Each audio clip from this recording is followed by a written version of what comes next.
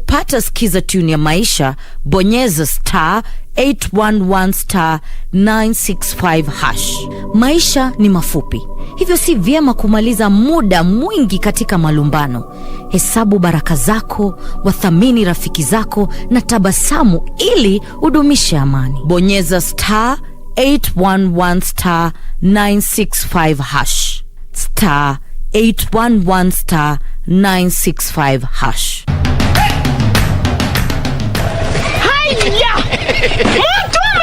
Ala!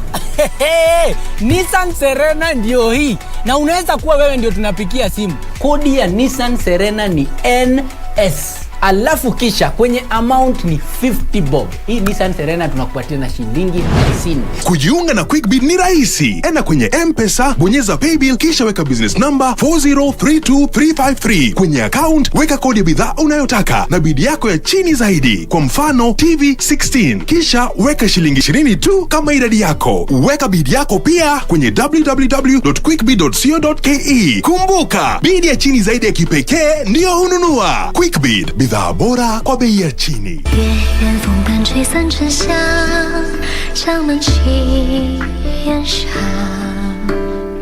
Did your men sneak something in? My men are completely trustworthy. They would never betray me. Yunza must be kept in a secret place and under tight security after all this. But right now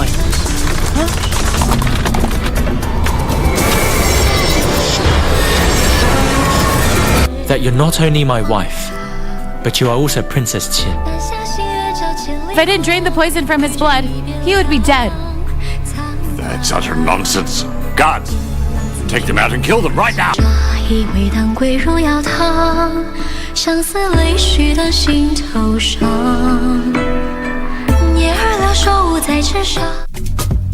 This is where it all began.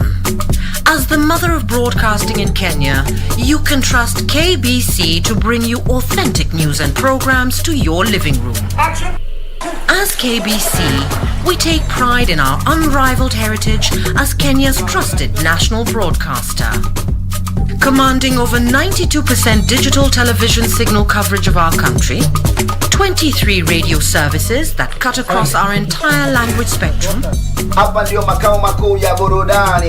a national, regional and international digital presence backed by the most experienced and top-notch broadcast professionals in the industry. A very good evening to you. The new look Kenya Broadcasting Corporation is truly ahead of the pack. Turn to the mother of broadcasting in Kenya for stories that resonate with our identity, our aspirations as a people united in purpose.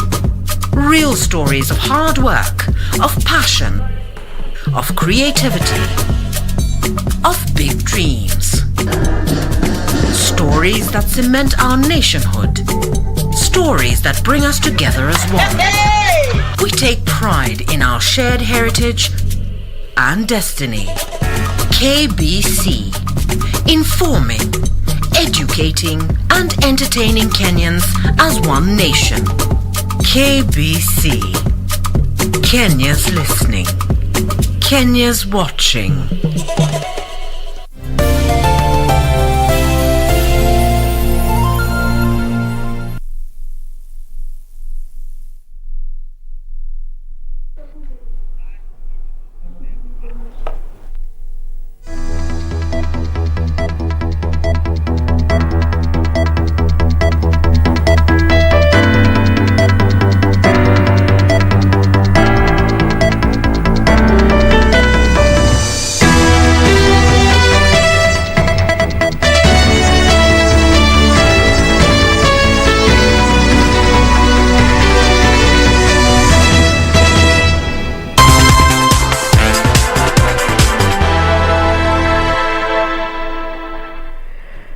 Good afternoon. This is KBC. Thank you for creating time for us. A warm welcome to the Lunchtime News. My name is Irene Muchuma Odem. My co-uncle in language interpretation this afternoon is Lancer Odingo. Now, Kakamega County Governor Wycliffe Oparanya says the county has received a new consignment of the AstraZeneca vaccine to help scale up immunization efforts against COVID-19 in the region. Oparanya dismissed naysayers of the vaccination campaign, urging residents to strictly adhere to the Ministry of Health guidelines. The governor was speaking in Butere Sub-County during the burial ceremony of Mama Jane Welinga Matiang'i, where he also noted that the pandemic continues to adversely affect residents in the 13 counties that make up Lake Region Economic Bloc.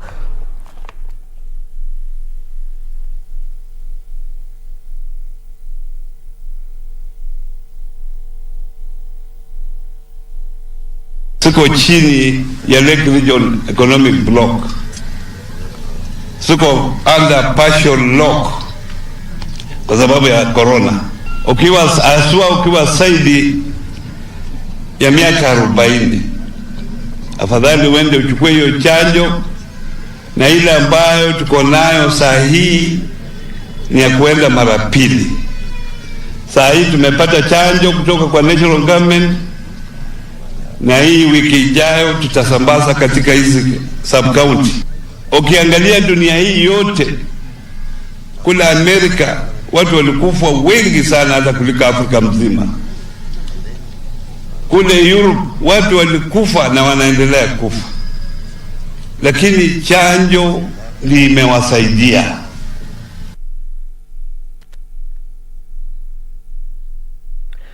Leaders from Kilifi County are raising concerns over rising deaths related to COVID-19.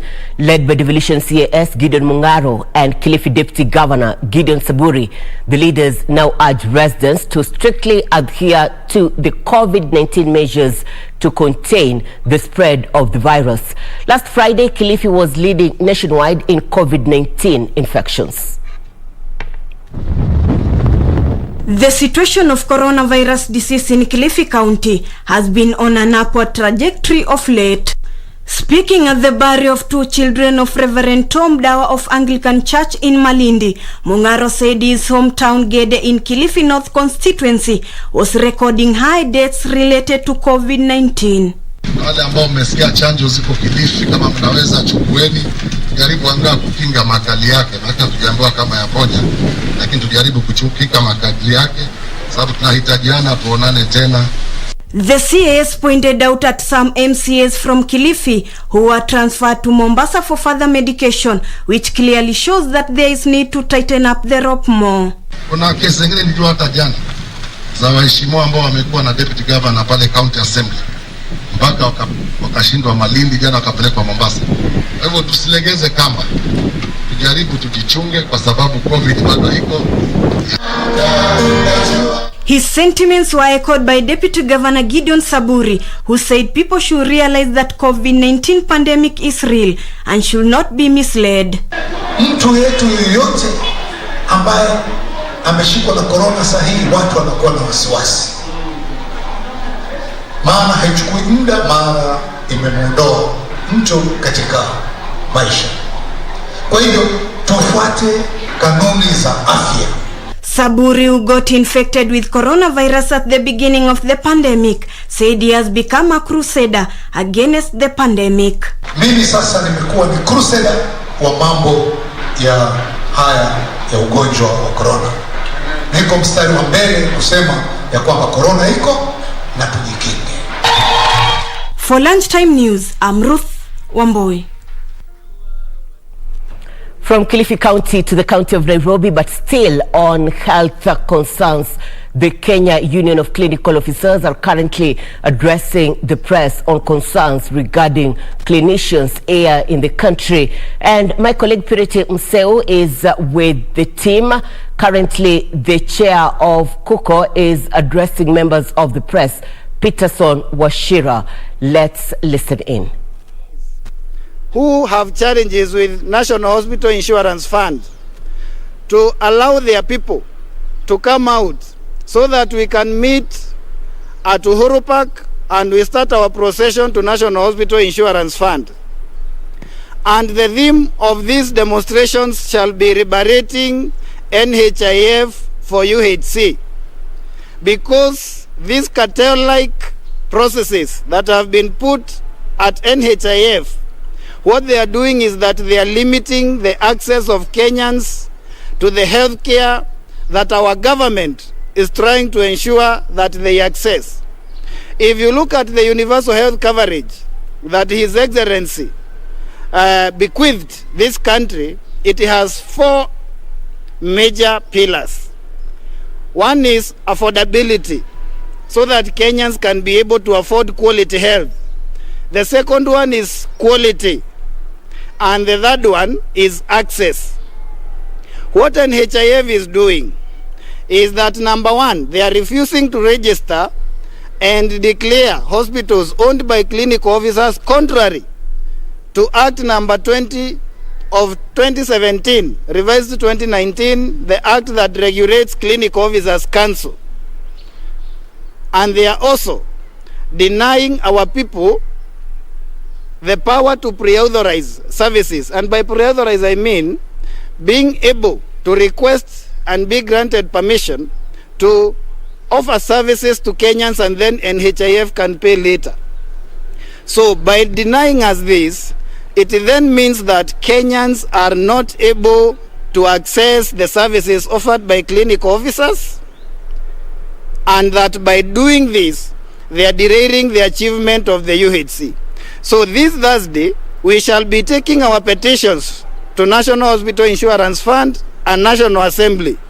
The next Thursday, if nothing happens, we shall be taking our petition to His Excellency the President at Harambee House to ask him to fire the CEO and to disband the board, because it seems that their interest cannot allow them to be able to work for Kenyans. Thank you.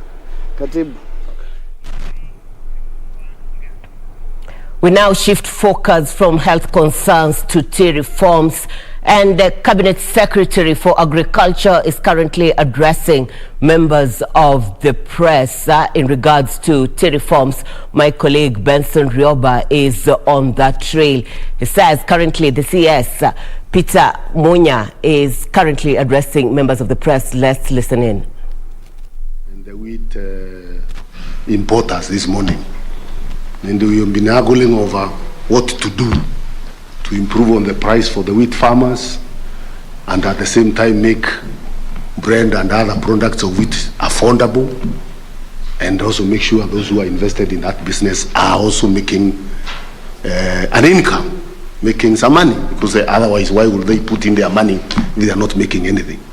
So this is the delicate balance we are talking about, making sure there is no value chain player exploited at the expense while the others are not are doing well. Balancing that, making sure that there is that fairness in the value chain. So we are living in difficult times, all of us, all the sectors. So even as we navigate those difficulties, we must make the right decisions that contribute to the welfare of all the players in this particular value chain and even the other value chains. Tunaendelea pia na kuna kamati task force that is looking at other issues. The issues of tea is not just the pricing. There are many other issues that we are looking into, pricing being one of them. Their report is going to be ready in a very short time, and I'm happy that you are able to meet them. From what I'm being informed, you are able to meet them and you give your views. So you are collecting information to see what other changes we need to do to make sure that tea farming and tea business becomes a rewarding investment for those who are putting their money there. So the work is going on. If you haven't given your views, I would be happy that you give your views. We are also now busy implementing the Tea Act. The Tea Board is already on board now, even though some of the board members, like your representative, are not yet there. But by law, it is there. The Secretariat is ready. We call upon you also to play your role in implementing the provisions of the Tea Act, making sure you... Agriculture Cabinet Secretary Peter Munya addressing members of the press from Serena Hotel in regards to tea reforms. My colleague Benson Rioba is on that trail, and he will be able to give us comprehensive news item in our subsequent news bulletin. In other matters, the construction of a state-of-the-art outpatient wing at the Naivasha Sub-County Hospital will be over by the end of the year. The KenGen funded 331 million shillings facility in conjunction with the national government aims at boosting the hospital's preparedness to handle emergency cases. Superintendent Angeline Idondeka, the hospital has been overstretched, especially due to the high number of accident victims from the Nairobi-Nakuru Highway and the busy Naivasha-Mai-Mahiu Road. Services that were not being offered are then going to be available. So we will avoid referring patients for services that we will soon have. So one is that it's going to limit them in terms of movement, which is going to make the quality of healthcare even better for the patient. The project manager, engineer Moses Ndiga, stated that the new wing will have a modern laboratory, trauma center, pharmacy, dental and baby to the mother wing. Ndiga noted that a feasibility study conducted in Naivasha and environs indicated that the hospital will be serving over 2,000 patients every day by the year 2030. We have a major casualty wing which will be equipped with oxygen and facilities for stabilizing patients. The number of patients who die while waiting or undergoing treatment is expected to reduce by over 70% once outpatient wing is complete. The United Democratic Alliance Party says it has embarked on a member recruitment drive days after winning in the hotly contested Kiambaa by-election. And Nairobi UDA officials are terming as waste of time the decision by Jubilee's Kariri Njama to move to court to challenge the Kiambaa outcome. This and other political stories in our roundup. After winning the hotly contested Kiambaa by-election, the United Democratic Alliance has now turned focus to member recruitment. The party is urging the Jubilee candidate Kariri Njama to shelve his decision to move to court and instead join hands with the MP-elect Njuguna Wanjiku to deliver for people of Kiambaa. Asishinda akienda kotini kwa sababu hiyo itakuwa kupoteza wakati wake, na ile pesa kidogo amebakisha wakati ya campaign itakuwa imepotea. Sisi kama vijana tuliumia, so tunataka mabadiliko, vijana wapate kazi na mahaslas wajijenge. Elsewhere, Tigania West MP John Mutunga is urging National Assembly Speaker Justin Muturi to join hands with the Deputy President William Ruto with a view to becoming his running mate. Atuombe kura, sisi tutamuitikia, ni mtoto wetu, lakini ikifika wakati wa kuungana na wengine asungumuze na mheshimiwa Deputy President. He was speaking at Kianjai Market in Tigania West Sub-County when he donated sporting kits. And at the cost, some political parties are merging to reorganize themselves ahead of next year's general election. We are looking for an alternative leadership, an alternative to the current status quo, an alternative of the status quo of political parties that are advancing only their plight based on money and no ideas. Kwa nini hatuungani? Na watu wakisema waungana, baada ya muda kule kule wanakotoka ndiko wanakorudi. Ama mtu anasema anapigania urais lakini pia lengo lake halifikii. Baada ya muda tu anasema yeye ameacha. Suleiman Yeri, Lunchtime News. Nominated Member of Parliament Godfrey Ososi has dismissed the pronouncements by Amani National Congress leader Salem Davadi that the National Super Alliance is dead. Ososi says Davadi cannot purport to announce the demise of an alliance which is still recognized as a coalition party in Parliament. Salem Davadi announced on Sunday that it is time to forge new alliances. As a Secretary General, I didn't know what was happening until on the eve of the signing ceremony is when I got to know this is the document that has been produced. Raila Odinga gave Musalia Mudavadi the leeway to do everything that he desired because he was the founder of NASA. The money they are getting from the political parties fund is largely due to their votes for these other positions, not presidential. And as you are aware, the parties in NASA rejected joint nomination.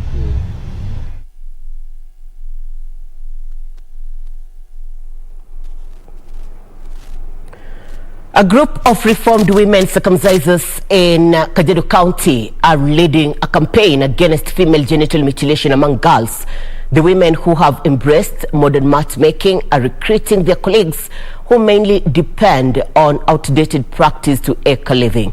Purity Mseu has the details on that. Turasha Tulei, a former circumciser, is busy sewing a mat she will offer for sale to make a living. She's joined by other women from the Enkie village in Kajiado County, an alternative way of survival after the women successfully quit practicing female genital mutilation courtesy of an ongoing sensitization program by Anti-FGM champions in conjunction with Kajiado County government. Hatulikuwa tunajua ukeketaji ni mbaya. Tulikeketa watoto bila kujua. Lakini sasa serikali imekuja ikakataa. Tumeona hiyo ukeketaji ni ya bure. Tunapoteza wakati kwa watoto wetu. Sasa tuliwacha watoto wote wako shule. Shauri ya serikali avana keketa msijana, shauri ya niumia msijana. Kweli naumia msijana amara msijana mwaka 18 16 na kaketa. As circumcisers, the women would earn up to 2,000 shillings for every session. Na kaketa msijana mingi sana. Anafundisha mama mwingine. Ama hapana kasi ingine. However, the modern mat making is giving them more than double of their previous income. Watu wamekuwa na ujanja sana wa kukeketa wasichana, na tuko pia karibu na boda sana ya Tanzania. Kwa hivyo unapata wazazi wengi wanapeleka watoto upande wa Loitoktok, wana cross border, wanaenda wanatairi na wanarudi. Women spent most of their time reaching out to other women from different villages, rooting for an FGM-free community in a campaign dubbed "Cut the Garment, Not the Girl." According to the former National Anti-FGM Board member Agnes Leina, the war against outdated practice in the region is bearing fruits. According to the Health Demographic Survey of 2014, Kajiado was standing at 78%. Right now, the Kajiado came up to 74% and now it's around 71%. It has come down. And Kajiado will be among the first counties to end FGM in this country. Despite Kenya banning female genital mutilation in 2011, the tradition of circumcising girls has continued in some ethnic communities. Purity Museo, Lunchtime News.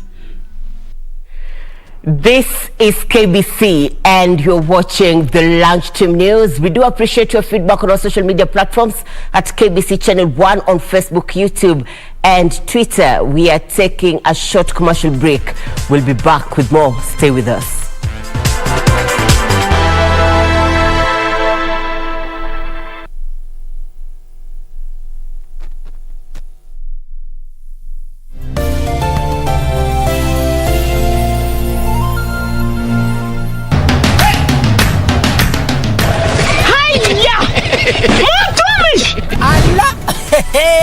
Nissan Serena ndio hii, na unaweza kuwa wewe ndio tunapikia simu. Kodi ya Nissan Serena ni NS, alafu kisha kwenye amount ni 50 bob. Hii Nissan Serena tunakupatia na shilingi 50. Kujiunga na QuickBid ni rahisi. Enda kwenye M-Pesa, bonyeza paybill, kisha weka business number 4032353. Kwenye account weka kodi ya bidhaa unayotaka na bid yako ya chini zaidi. Kwa mfano TV 16, kisha weka shilingi 20 tu kama idadi yako. Weka bid yako pia kwenye www.quickbid.co.ke. Kumbuka, bid ya chini zaidi ya kipekee ndio hununua. QuickBid, bidhaa bora kwa bei ya chini.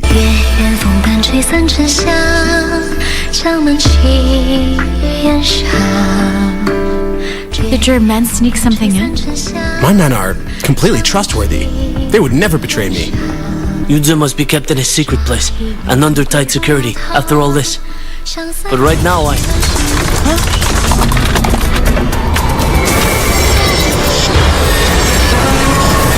that you're not only my wife, but you are also Princess Qin. If I didn't drain the poison from his blood, he would be dead. That's utter nonsense. Guards, take them out and kill them right now.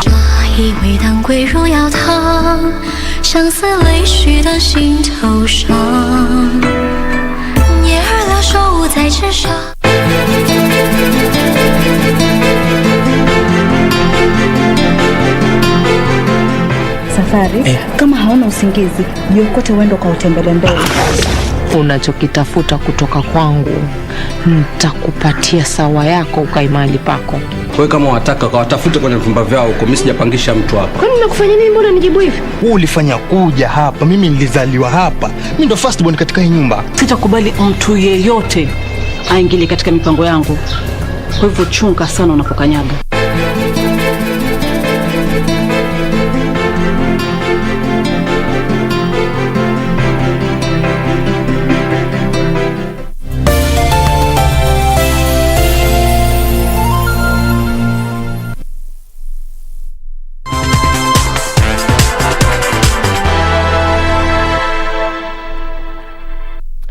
Thank you for staying with us. Welcome back. This is KBC Channel 1 Lunchtime News.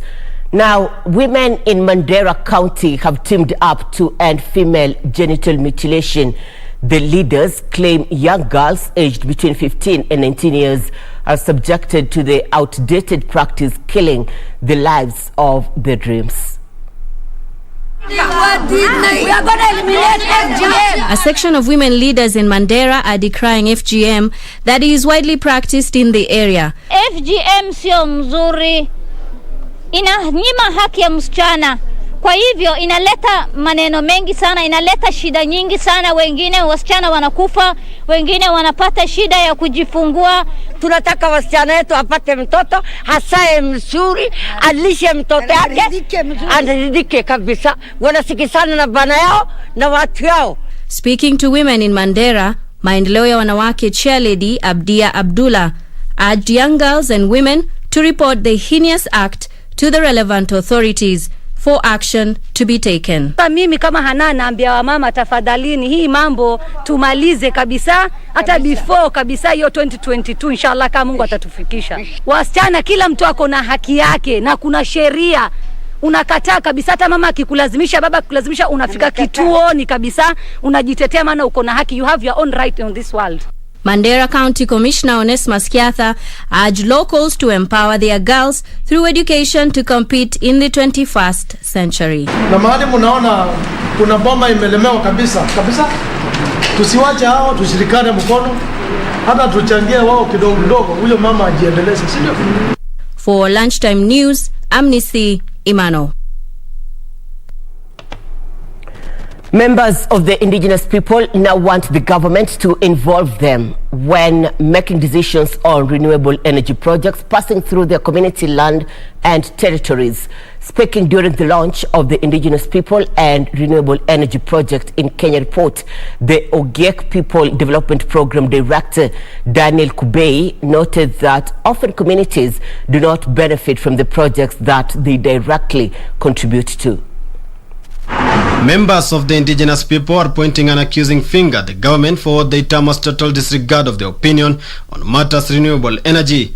They say there has been an increase in the number of renewable energy development projects set up on their land and territories without involvement of the community. Mara mingi hawapati ile results za hiyo energy. Napita kwao lakini hawapati hiyo energy. Sasa unapata kama Olkaria, wale watu wanaishi pale si ati wanapata hiyo. Ogiek People Development Program Director Daniel Kubei cited unlawful eviction, unfair compensation and unfollowed benefit sharing policies as some of the issues members grapple with. These peoples need to be party and parcel of this kind of projects.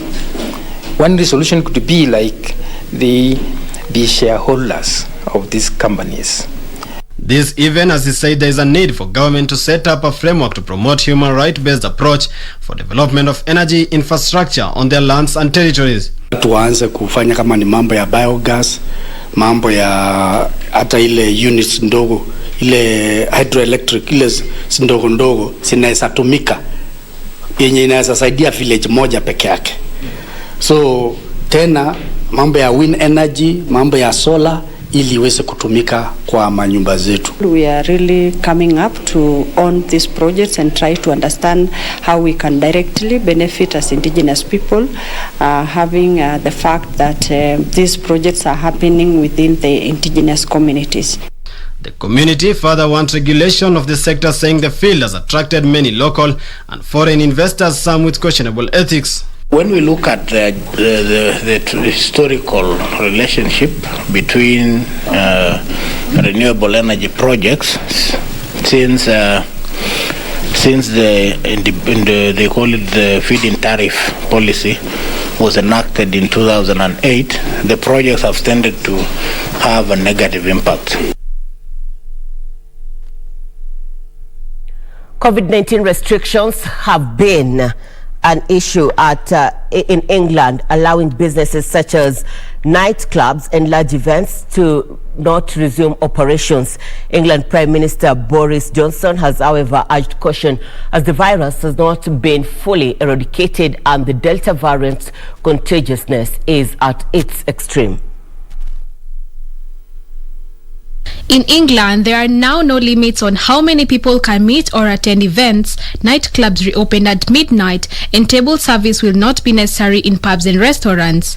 Business owners have, however, been urged to use the National Health Service COVID Pass to check if people are fully vaccinated, have natural immunity from infections, or have a recent negative test.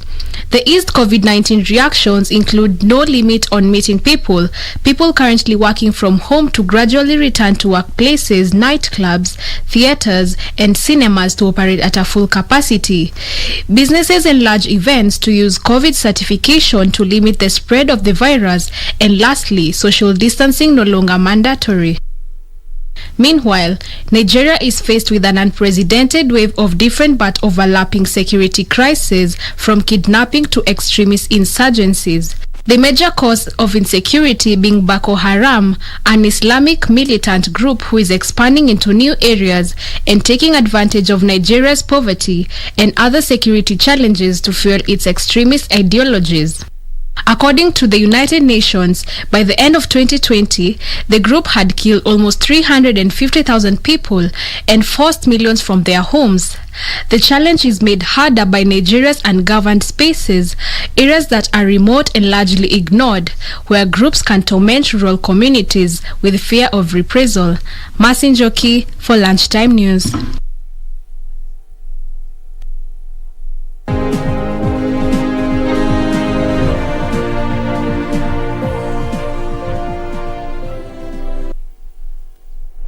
Time for Channel 1 Business News. And county governments in cotton farming regions have been urged to introduce subsidy programs to support cotton farmers purchase seeds and pesticides. Tejal Dudia, managing director, Thika Cloth Mill, says lack of credit access remains a major impediment to the revival of the textile industry. Growing of genetically modified BT cotton in the country is expected to increase production, with annual production projected to grow from the current 20,000 bales to over 200,000 bales by 2022. Na inatakiwa kama nchi tuweze kukuza marobota 1,200 ya pamba ambayo imesafishwa kwa kufikia mwaka wa 2022. However, financial constraints faced by smallholder farmers threaten the textile industry revival. As such, county governments in the cotton growing regions have been urged to chip in and help cotton farmers in the purchase of pesticides and cotton seeds in order to save the cotton industry from total collapse. According to Tejal Thothia, managing director, Thika Cloth Mills, a subsidy program will go a long way in enabling farmers to access resources they need to adapt to the effects of climate change and coronavirus pandemic. Nashukuru serikali ya county government ambayo inaongozwa na His Excellency Faimu Yasin Toha kwa sababu ya kutupatia begu ambayo tunajivunia kutoka mwaka jana ambao tuliweza kuvuna. Kama mimi mwenyewe niliweza kupata kilo 3,000 na nikaweza kupata pesa ya kujisaidia.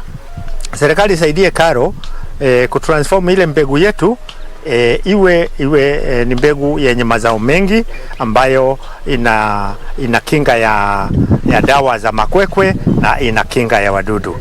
Going forward, farmers cite delays in distribution of cotton seeds during the last season that led to low production of cotton and subsequent importation of cotton from Tanzania and Uganda. Brian Munyoki, Lunchtime News.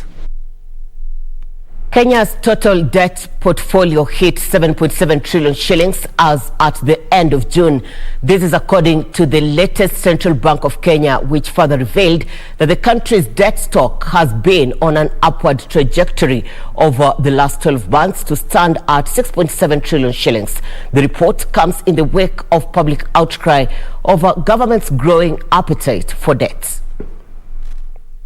Kenya's public debt is projected to rise to 8.6 trillion shillings by June 2022, as highlighted in the 2021 budget statement, and 9.4 trillion shillings in the subsequent financial year. This comes in the wake of growing uncertainty over the increasing debt. As of 30th June, Kenya's total debt hit 7.7 trillion shillings, comprising of 3.6 trillion shillings in domestic debt and 4 trillion shillings in external debt. National Treasury maintains that the country's debt remains sustainable, though its carrying capacity continues to decline. Treasury is backing a debt ceiling expansion from 9 trillion shillings to a higher figure. Going forward, Ukur's administration plans to have the day-to-day management and operations of public debt management undertaken by the Public Debt Management Office to enhance efficiency, strengthen accountability and transparency.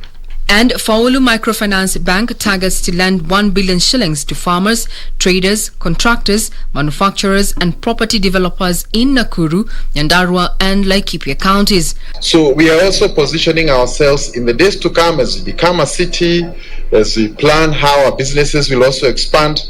Nakuru wants to occupy that position of being a financial hub for the region.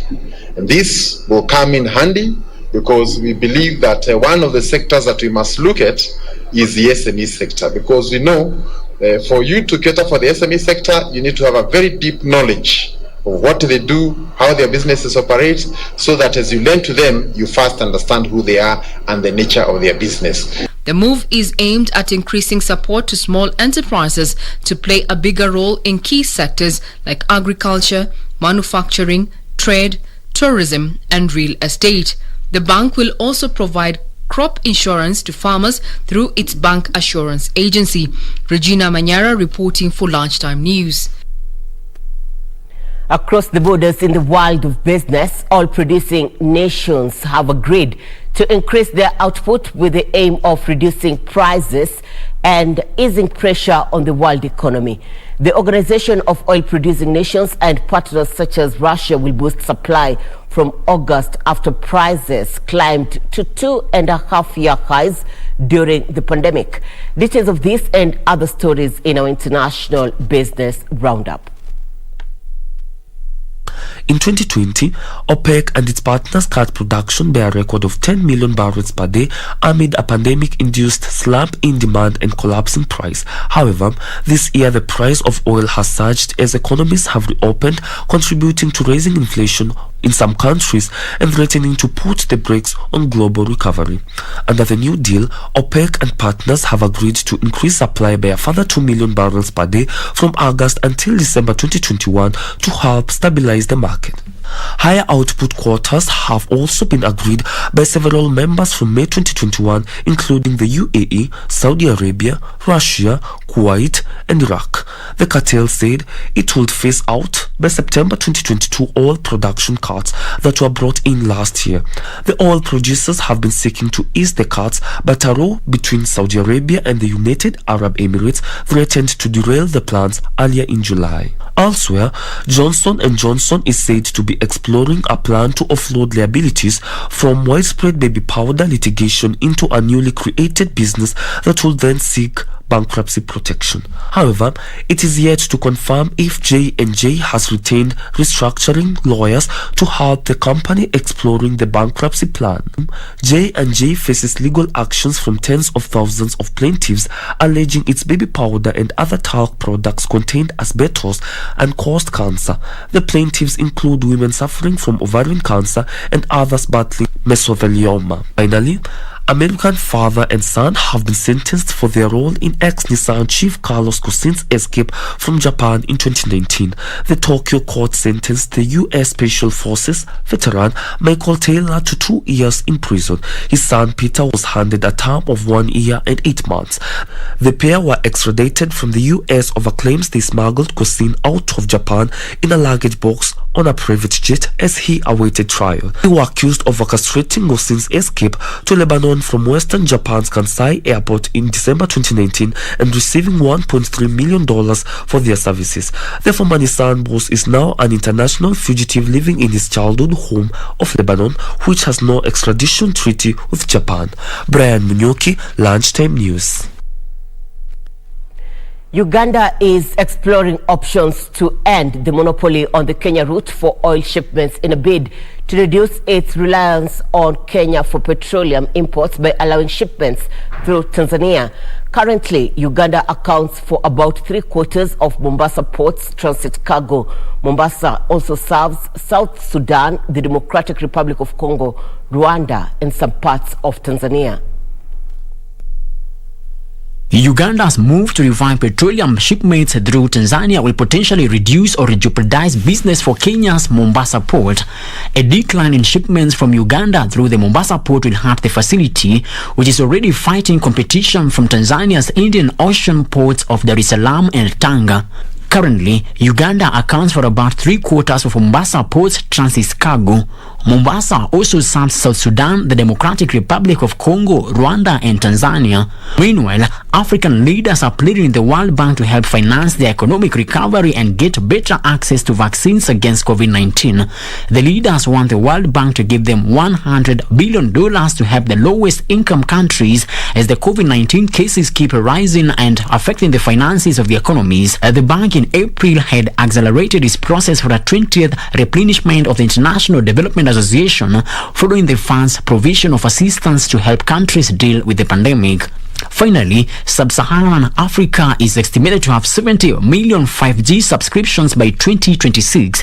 The 20th edition of the Ericsson Mobility Report was recently released with the local data highlighting unique trends in each market, including Sub-Saharan Africa. Ericsson projects that 5G mobile subscriptions will exceed 580 million by the end of 2021, driven by an estimated 1 million new 5G mobile subscriptions every day. The forecast features the latest Ericsson Mobility Report, confirms that expectation that 5G will become the fastest adopted mobile generation. 5G is expected to surpass 1 billion subscriptions 2 years ahead of the 4G LTE timeline for the same milestone.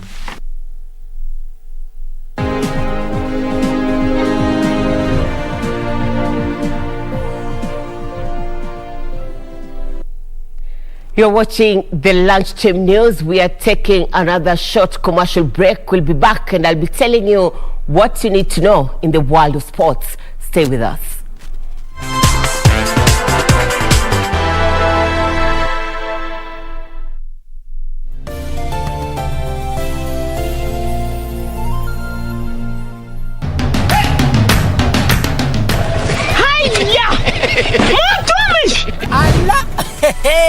Nissan Serena ndio hii, na unaweza kuwa wewe ndio tunapikia simu. Kodi ya Nissan Serena ni NS, alafu kisha kwenye amount ni 50 bob. Hii Nissan Serena tunakupatia na shilingi 50. Kujiunga na QuickBid ni rahisi. Enda kwenye M-Pesa, bonyeza paybill, kisha weka business number 4032353. Kwenye account weka kodi ya bidhaa unayotaka na bidi yako ya chini zaidi, kwa mfano TV 16, kisha weka shilingi 20 tu kama idadi yako. Weka bidi yako pia kwenye www.quickbid.co.ke. Kumbuka, bidi ya chini zaidi ya kipekee ndio hununua. QuickBid, bidhaa bora kwa bei ya chini.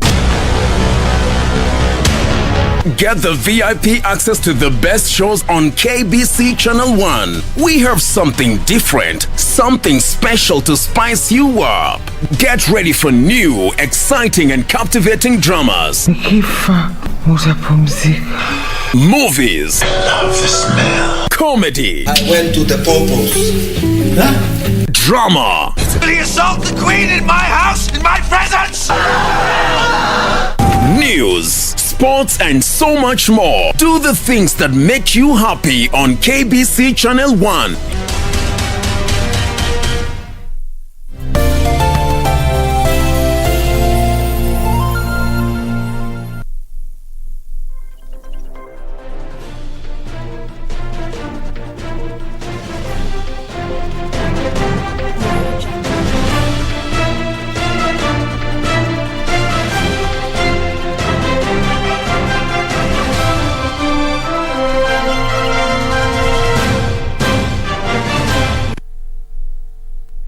Time for Channel 1 Sports News. And national basketball team Kenya Lionesses arrived home last night from Kigali, Rwanda. The Kenyan Queens beat Egypt 99-83 in the final match of the Zone 5 qualifiers to qualify for the FIBA Afro Basketball Women's Championship for the 7th time. The team now joins Zone 2 champions Cape Verde and hosts Cameroon as the teams that have already qualified for the 12-nation FIBA African Championship slated for September this year in Yaoundé.